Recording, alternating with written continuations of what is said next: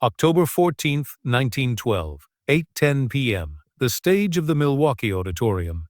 A 53-year-old former president stands before 9,000 stunned spectators, blood seeping through his white shirt beneath his open coat, his voice booming across the hushed hall with characteristic vigor despite the .38 caliber bullet lodged in his chest wall. "Friends, I shall ask you to be as quiet as possible," Theodore Roosevelt declares, his famous teeth gleaming in a fierce grin as he pulls the blood-stained, folded manuscript of his speech from his coat pocket. "I don't know whether you fully understand that I have just been shot, but it takes more than that to kill a bull moose."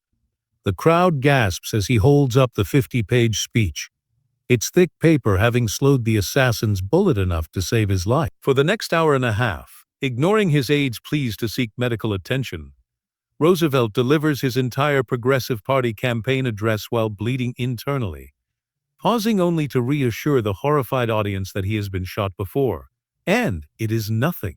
This moment of superhuman determination and theatrical bravado perfectly captures the essence of the most dynamic and contradictory president in American history, a man whose boundless energy, moral crusades, and appetite for combat reshaped the presidency, transformed American foreign policy, and embodied the restless spirit of a nation coming of age in the modern world. The bloodline that produced this force of nature traces back through generations of Dutch and English colonists, whose mercantile success and civic engagement would profoundly shape Roosevelt's understanding of wealth, responsibility, and public service.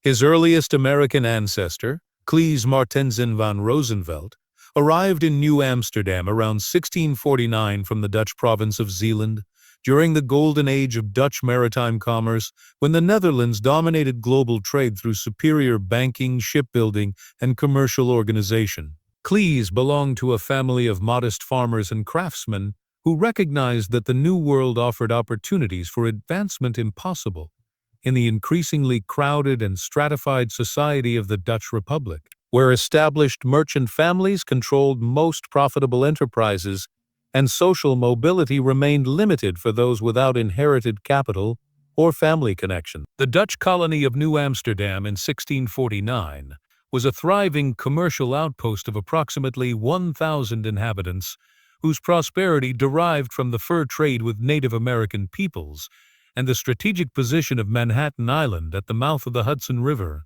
Unlike the religiously motivated English settlements in Massachusetts and Virginia, New Amsterdam was founded primarily as a commercial venture by the Dutch West India Company, which sought profits through trade rather than territory, and welcomed settlers of various nationalities and faiths, provided they contributed to economic development.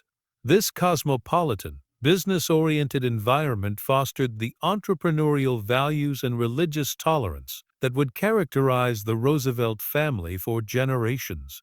Clees established himself as a successful farmer and small merchant in the growing settlement, demonstrating the practical intelligence and adaptability that enabled Dutch colonists to prosper in the challenging environment of 17th-century America.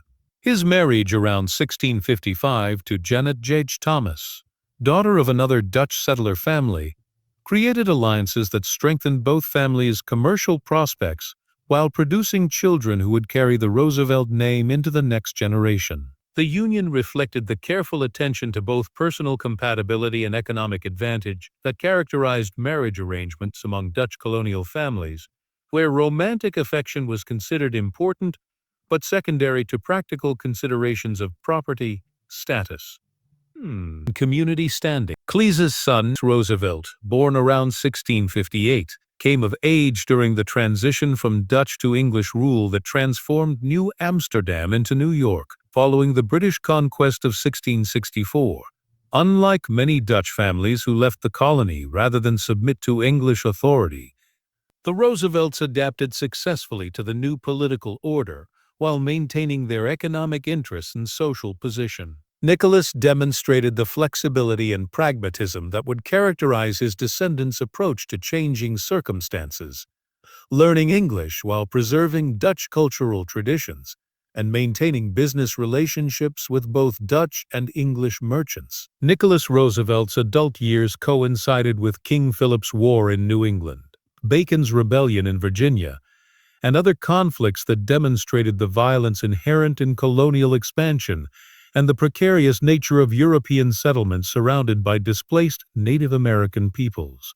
However, New York's more tolerant policies toward indigenous peoples, and its focus on trade rather than territorial conquest, created relatively peaceful relationships that allowed commercial development to proceed without the devastating warfare that characterized other colonies.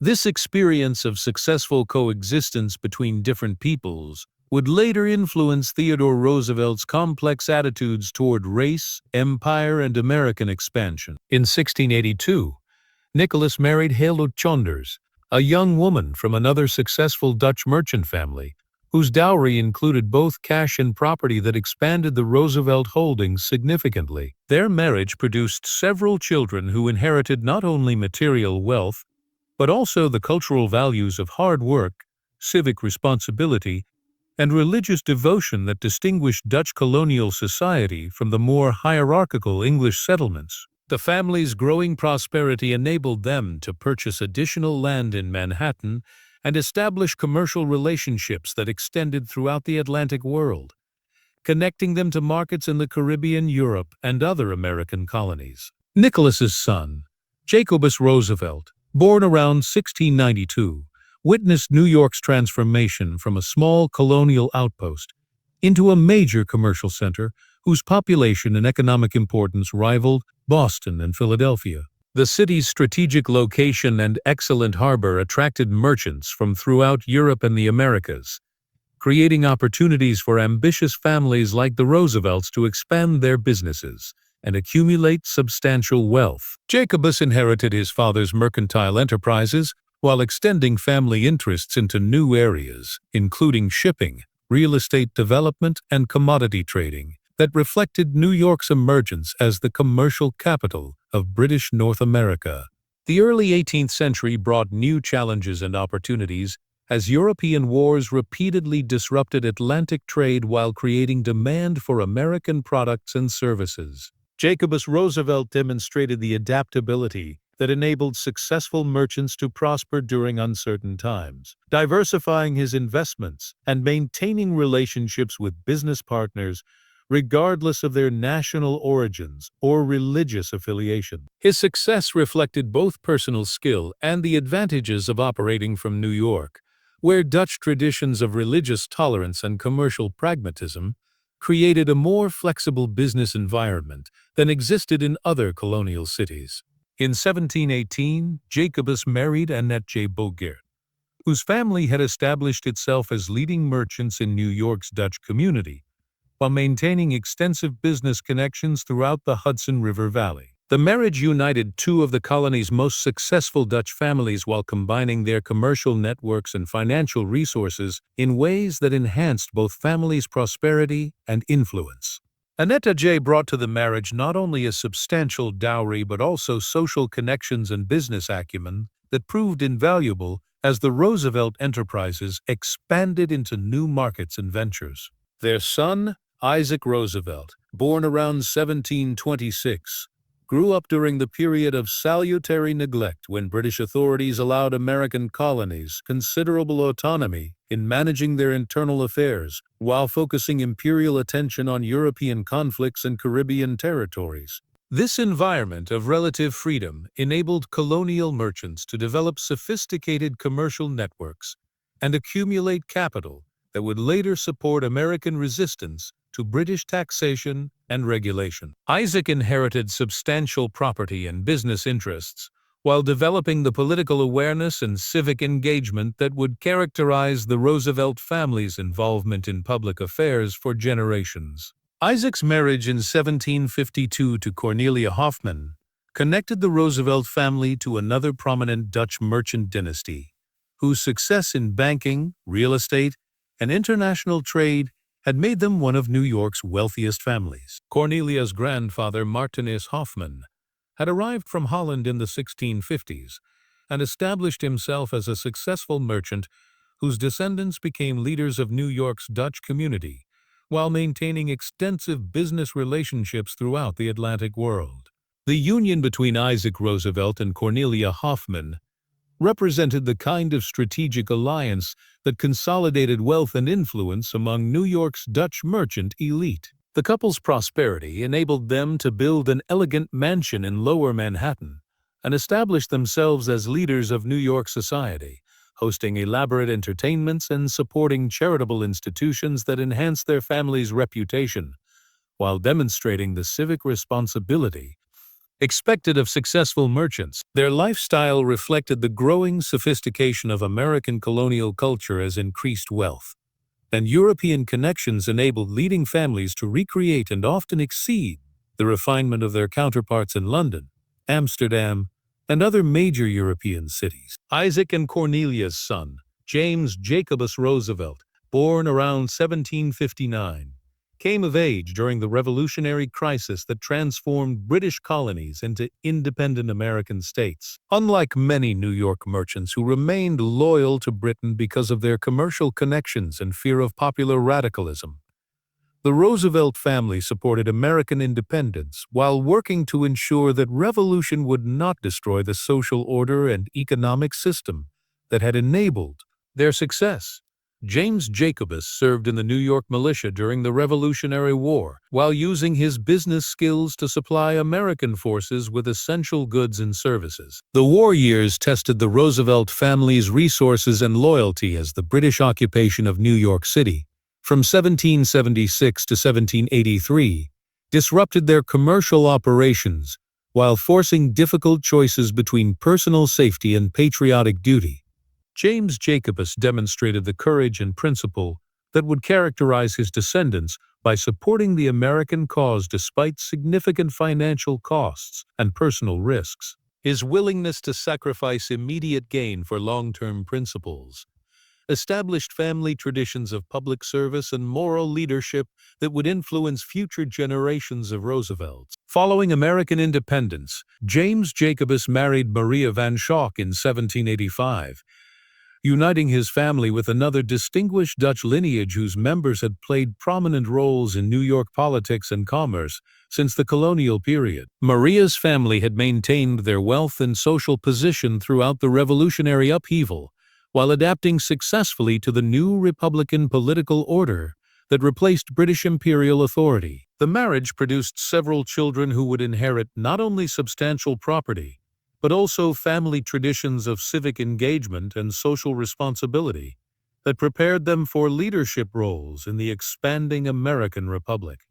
Their son Cornelius Van Schaick Roosevelt, born in 1794, grew up during the early years of American independence when the new nation was establishing its political institutions and commercial relationships, while confronting challenges from both European powers and domestic political divisions. Young Cornelius witnessed the War of 1812, which demonstrated American determination to maintain independence while revealing the military and economic weaknesses that threatened national survival. These experiences of external threat and internal division shaped his understanding of American nationalism and the importance of strong institutions capable of defending democratic government against both foreign enemies and domestic factions.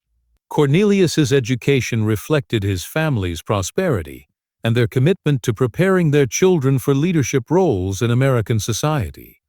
He attended Columbia College, where he studied law while preparing to enter his family's growing business enterprises. His education reflected the Roosevelt family's commitment to combining practical commercial training with classical learning, producing young men equipped to navigate both the complexities of international trade and the cultural refinements expected of New York's merchant elite.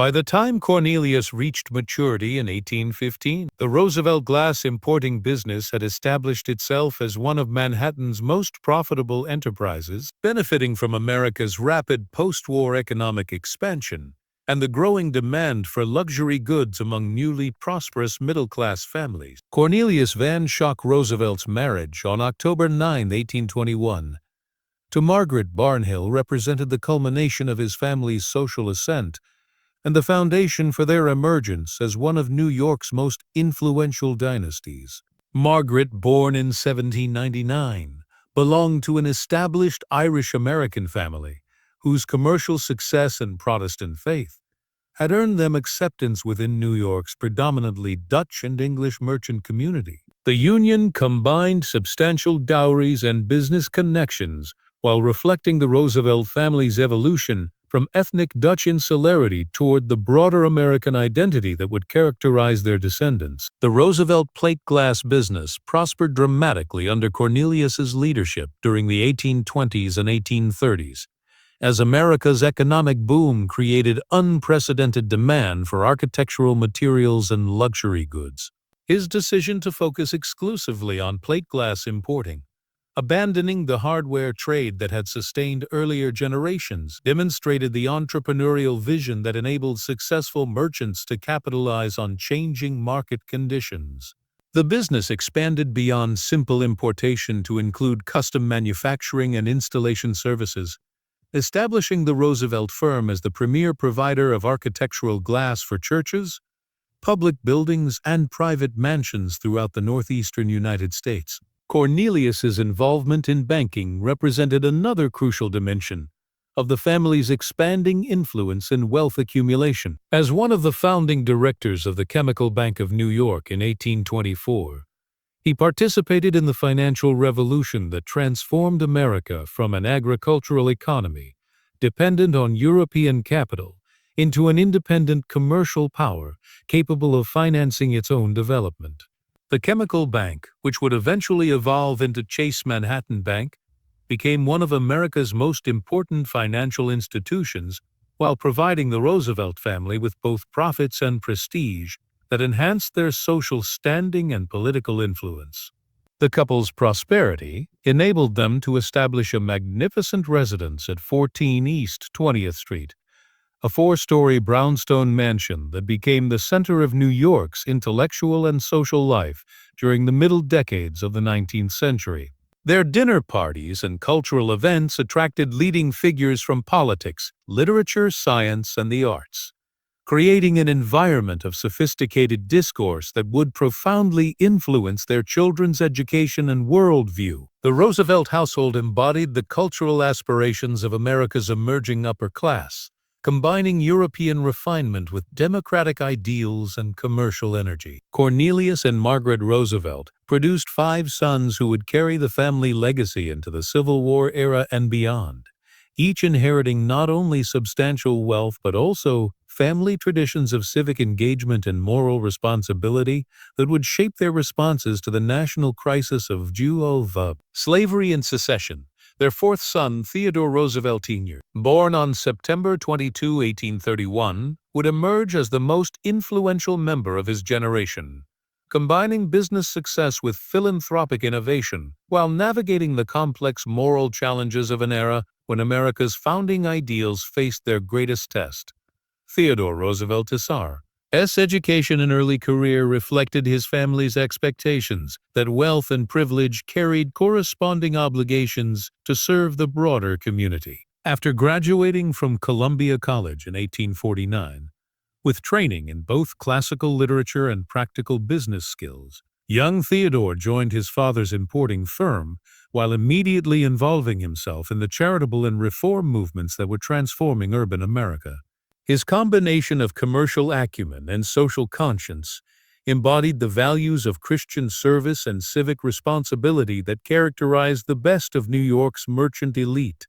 The moral complexity of Roosevelt Sr.'s era became dramatically evident through his marriage on December 22, 1853, to Martha Stewart Bulloch, a young woman whose family background would create profound tensions within the Roosevelt household during the approaching Civil War. Martha, known as Mittie to family and friends, was born on July 8, 1835, in Hartford, Connecticut, while her parents were temporarily residing there. But she belonged entirely to Georgia's planter aristocracy and would remain throughout her life a devoted Confederate sympathizer despite her marriage into New York's Unionist merchant class. Martha's father, Major James Stevens Bulloch, represented one of Georgia's most distinguished families, with roots extending back to 1729, when James Bulloch had first arrived in Savannah as part of the colony's early development under James Oglethorpe. Born in 1793, James Stevens Bulloch inherited substantial rice and cotton plantations that depended entirely on slave labor, while establishing himself as a prominent figure in Savannah society and Georgia politics. His military service during the War of 1812 and subsequent roles in state government reflected the martial values and political influence that characterized Southern planter families during their antebellum heyday. Martha's mother, Martha Stewart Bulloch, connected the family to another layer of Georgia's aristocratic network through her father, General Daniel Stewart, a Revolutionary War hero whose military service and subsequent landholdings had established the Stewart family among Georgia's founding elite. The marriage between James Stevens Bulloch and Martha Stewart in 1832 united two of the state's most prominent lineages while consolidating vast holdings in land and slaves that would make their daughter one of the wealthiest young women in the antebellum South. The Bulloch family's wealth and social position depended entirely on slave labor and the plantation system that Northern abolitionists increasingly condemned as incompatible with American democratic values. Martha grew up at Bulloch Hall, an elegant Greek Revival mansion in Roswell, Georgia, surrounded by hundreds of enslaved people whose labor sustained her family's aristocratic lifestyle while remaining largely invisible to her consciousness as a privileged young woman. Her education emphasized the accomplishments expected of Southern ladies: music, literature, languages, and social graces, while reinforcing racial hierarchies and regional loyalties that would profoundly shape her political sympathies throughout her life. The marriage between Theodore Roosevelt Sr. and Martha Bulloch in 1853 represented more than a romantic union between two young people from different regions. It embodied the fundamental contradictions that would tear America apart during the coming decade. Theodore Sr., raised in the cosmopolitan environment of New York's merchant elite, embraced the free labor ideology and moral reform movements that characterized Northern society, while Martha remained emotionally and intellectually committed to the slave-based social order that defined Southern civilization. Their household would become a microcosm of national divisions as family loyalty confronted political principle during the crisis of the Union. Martha's brothers would play crucial roles in the Confederate war effort, adding personal urgency to the political divisions within the Roosevelt household. James Dunwoody Bulloch, her half-brother, became the Confederacy's chief naval agent in Europe, responsible for procuring the warships and armaments that sustained Southern resistance while evading Union blockades. His success in commissioning vessels like the CSS Alabama and CSS Florida made him one of the most effective Confederate operatives, while creating diplomatic crises with Britain that threatened to bring European powers into the conflict on the South's behalf. Irvine Bulloch, Martha's younger brother, served aboard Confederate vessels and participated directly in naval operations against Union shipping, making him a combatant against the government that Theodore Roosevelt Sr. supported through his charitable work and financial contributions. The presence of active Confederate military officers among Martha's immediate family meant that the Roosevelt household received regular correspondence from enemy territory, while Theodore Sr. worked to support Union morale and military efficiency through his philanthropic activities. Theodore Roosevelt Sr.'s response to these family divisions demonstrated both the strength of his moral convictions and the complexity of his personal situation. Despite his wife's Confederate sympathies and his in-laws' active participation in the rebellion, he became one of New York City's most dedicated supporters of the Union cause, founding the allotment commission that ensured soldiers' pay reached their families, while organizing relief efforts for wounded veterans and war orphans. His refusal to serve personally in the military, partly due to his wife's emotional distress, and partly from his conviction that civilian support work was equally important, would later become a source of deep regret and political vulnerability for his son. The war years tested every aspect of the Roosevelt family's values and relationships as public duty. conflicted with private loyalty. Sectional politics divided household members, and moral principles demanded sacrifices that challenged personal comfort and security. Martha Roosevelt's depression and anxiety during the conflict reflected not only concern for her Confederate brothers, but also the psychological strain of living as a Southern woman in a Northern city, increasingly hostile to slavery and secession. Her inability to express openly her political sympathies created an atmosphere of tension and suppressed conflict that profoundly affected her children's emotional development and political consciousness. The couple's first child, Anna Roosevelt, was born on October 27, 1855, followed by Theodore Roosevelt Jr. on October 27, 1858, Elliott Roosevelt on February 28, 1860, and Corinne Roosevelt on September 27, 1861. Each child would be shaped by the family's wartime divisions and post-war reconciliation efforts, but Theodore Jr., the future president, absorbed most deeply the lessons of his father's civic engagement and moral leadership while struggling throughout his life with questions about courage, duty, and the proper relationship between personal ambition and public service. Young Theodore Roosevelt's childhood in the 1860s unfolded against the backdrop of national trauma and family tension that would define his understanding of American identity and presidential responsibility. Born with severe asthma that limited his physical activities while sharpening his intellectual curiosity, Theodore compensated for bodily weakness through voracious reading and intense mental energy that amazed his parents and tutors. His early fascination with natural history, military affairs, and political biography reflected both his family's educational resources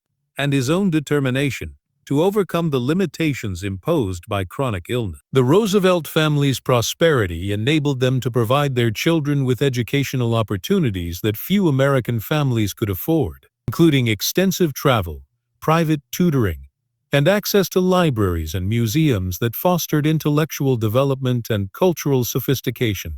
Young Theodore's education included instruction in French and German, classical literature and history, natural sciences, and moral philosophy, preparing him for leadership roles while instilling values of social responsibility and public service that would guide his political career.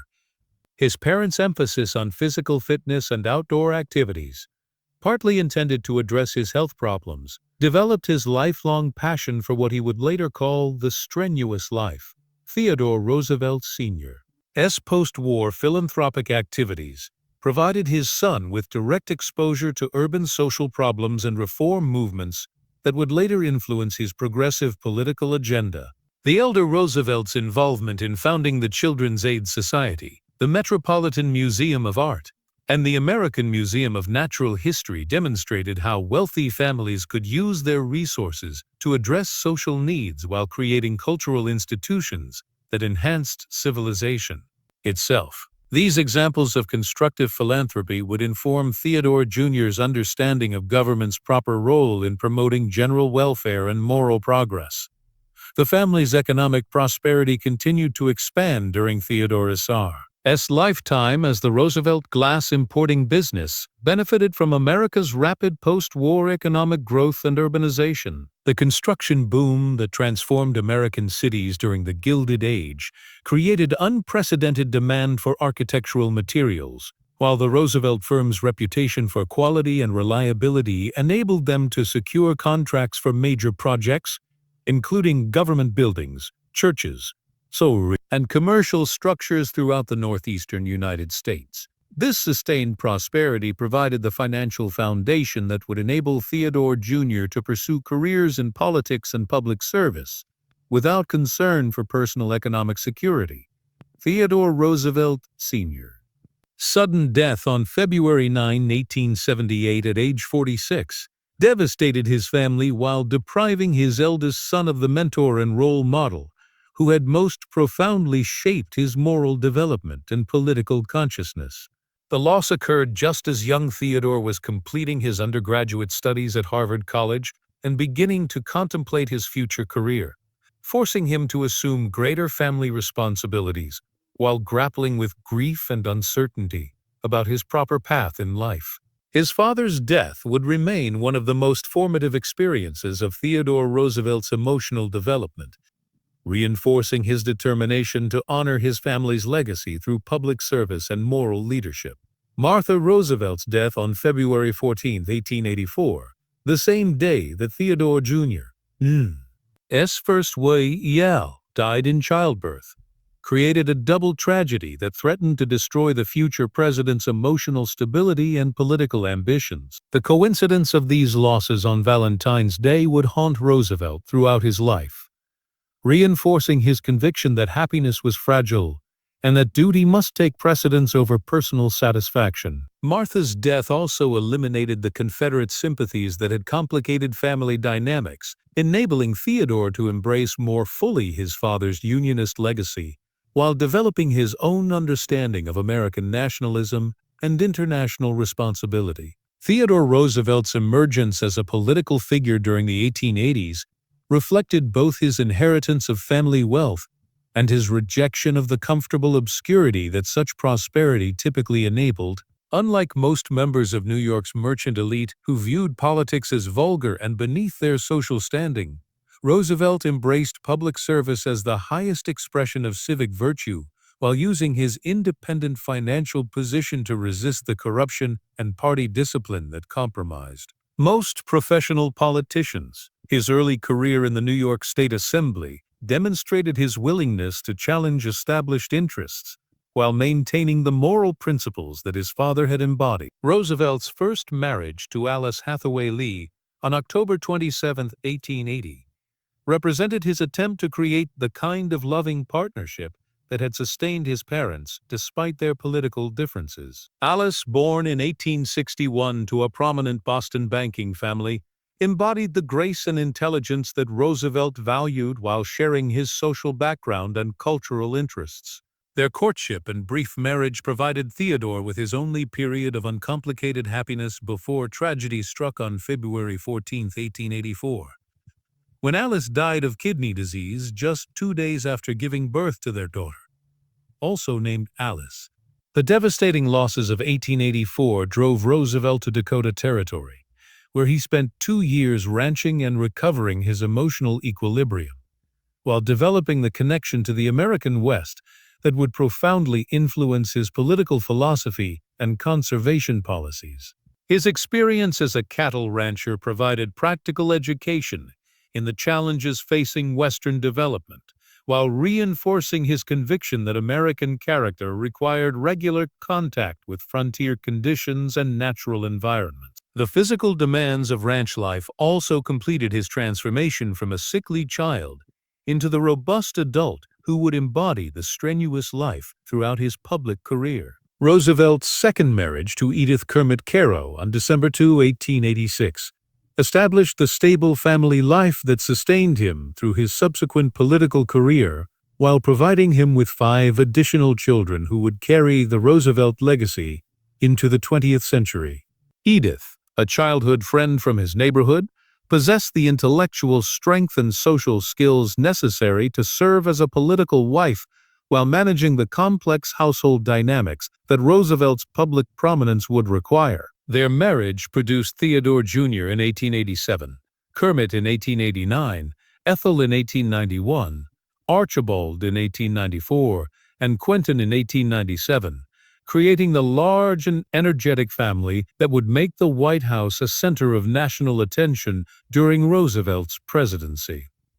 The Roosevelt children's upbringing reflected their father's determination to combine the educational advantages of wealth with the character-building challenges that he believed essential for democratic leadership. The family's New York City residence provided a base for Theodore's political activities and social obligations while enabling the children to access the cultural and educational resources that the city offered. Their Washington home during Theodore's presidency became the unofficial center of American political and intellectual life, hosting dinners and receptions that brought together leaders from every field, while demonstrating the cultural sophistication that Theodore believed essential for effective democratic leadership. These residences, maintained through family wealth rather than government resources, enabled the Roosevelts to entertain on a scale that enhanced America's international prestige while advancing Theodore's policy agenda. Theodore Roosevelt's death on January 6, 1919, marked the end of an era in American politics while beginning the process of historical evaluation that would establish his reputation as one of the nation's most consequential presidents.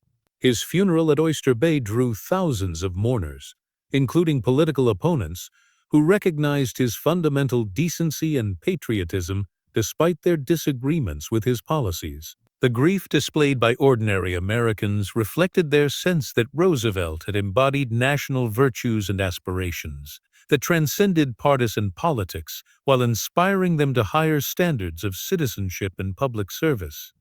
The preservation of Theodore Roosevelt's legacy became a family responsibility that his children and grandchildren pursued through various means, including biographical writing, documentary preservation, and the maintenance of Sagamore Hill as a public memorial and museum.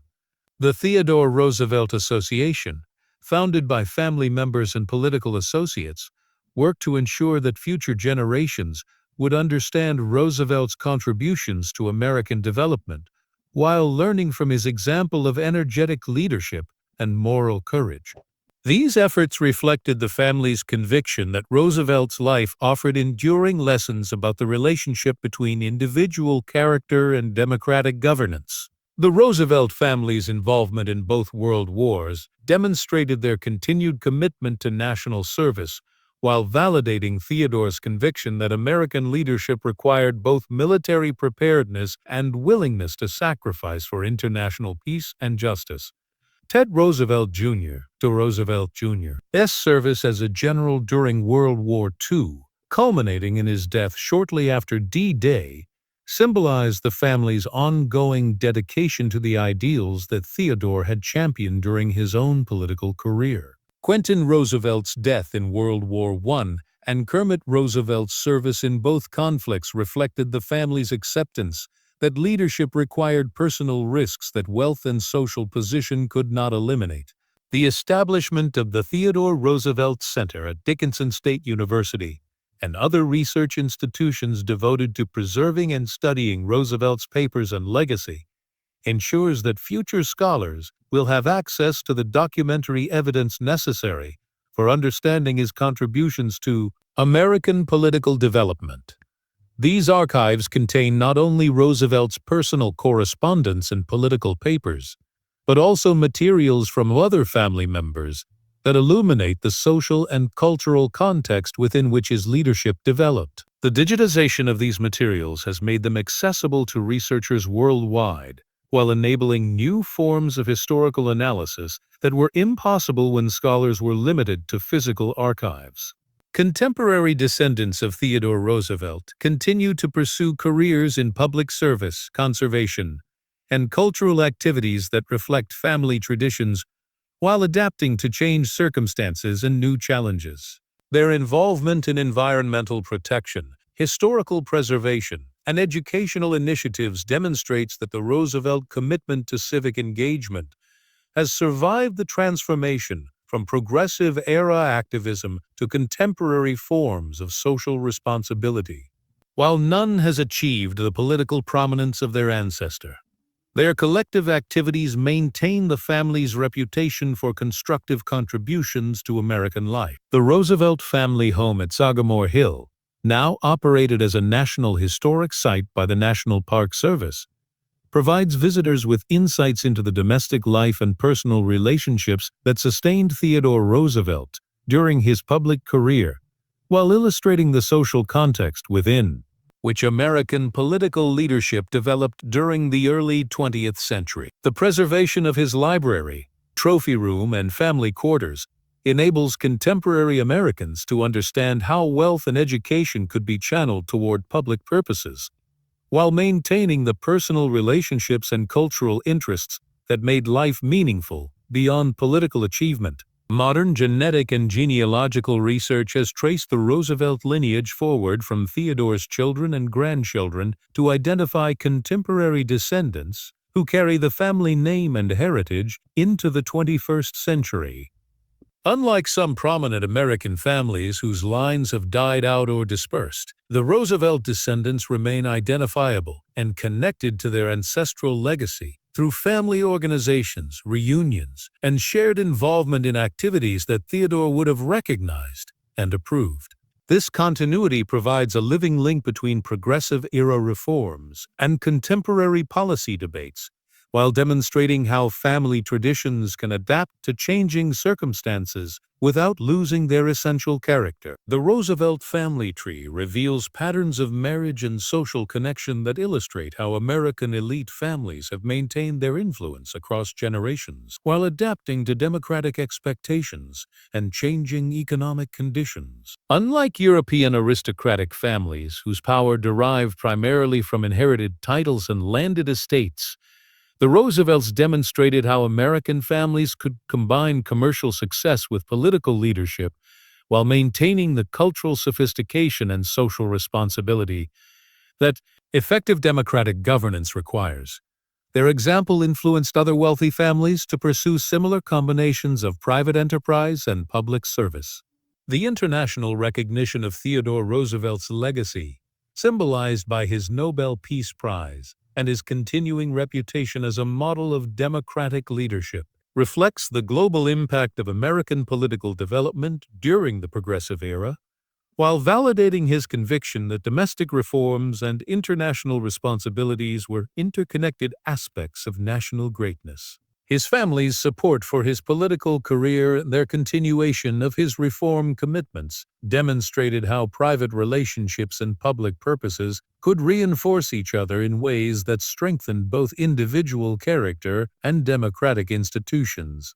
The study of the Roosevelt family genealogy and biography provides insights into the relationship between individual achievement and social context that remain relevant for understanding contemporary American political development. Theodore's success reflected not only his personal talents and energy, but also the educational opportunities and financial resources and cultural advantages that his family's wealth and social position provided. His ability to transcend the limitations of privilege while using its benefits for public purposes offers lessons for contemporary leaders who face similar challenges in relating personal advantages to democratic responsibilities.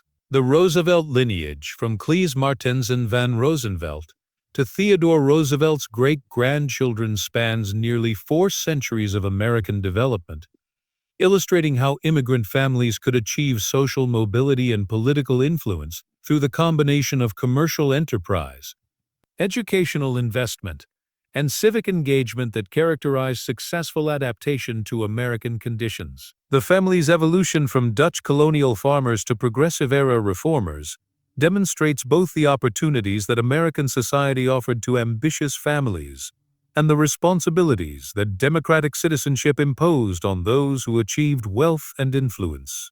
Today, as America faces challenges that would be familiar to Theodore Roosevelt, questions about government's proper role in addressing social problems, debates over international responsibilities and military preparedness,